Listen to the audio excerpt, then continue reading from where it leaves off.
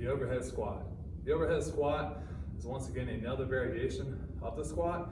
However, this might be the most complex, most difficult squat because this takes a lot of flexibility and stability for this lift. So to begin, this lift is going to be a general squat where we're going to be focusing a lot on our lower body.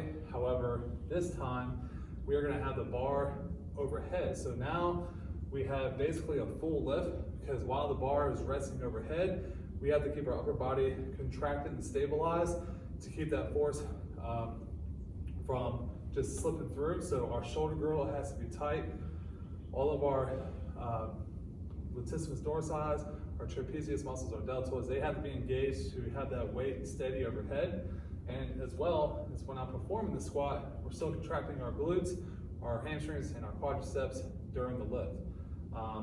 I am wearing Olympic lifting shoes because this squat is typically done to a very low bottom position because it helps Olympic weightlifters with their snatch movement because they can just focus on the overhead position instead of doing the full snatch. So if you have Olympic weightlifting shoes, that's going to put you more in a dorsiflexion position. It's going to make you be able to descend to a lower level.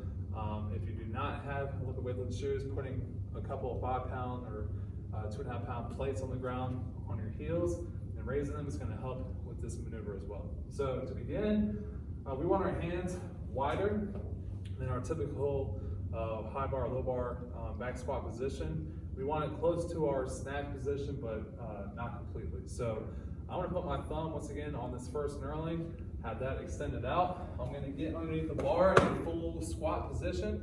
I'm going to externally rotate my femur, glutes are activated, core is strong.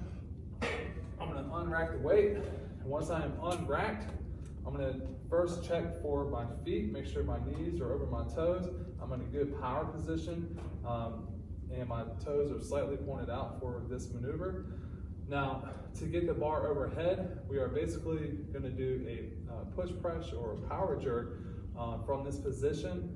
You don't typically want to do a split jerk because then you have to get your feet back in position. A good power jerk will do just well. So with the power jerk, once again, we're going to have our hip and knee drive to get the bar momentum going forward and up.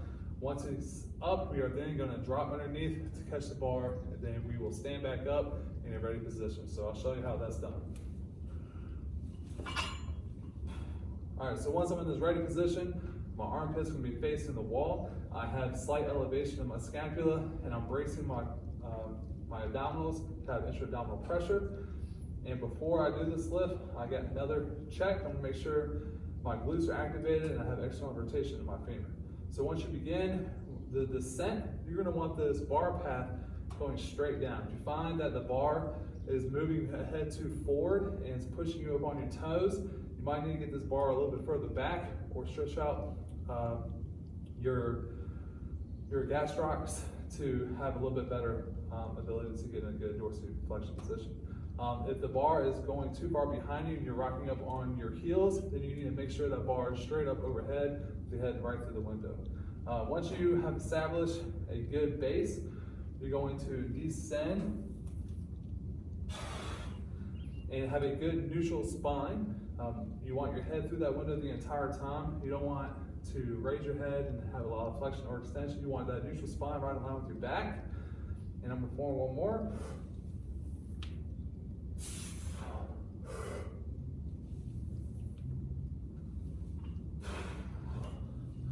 And once you are done, you are going to lower that bar in a safe manner back to your upper trap so you can re-rack the weight.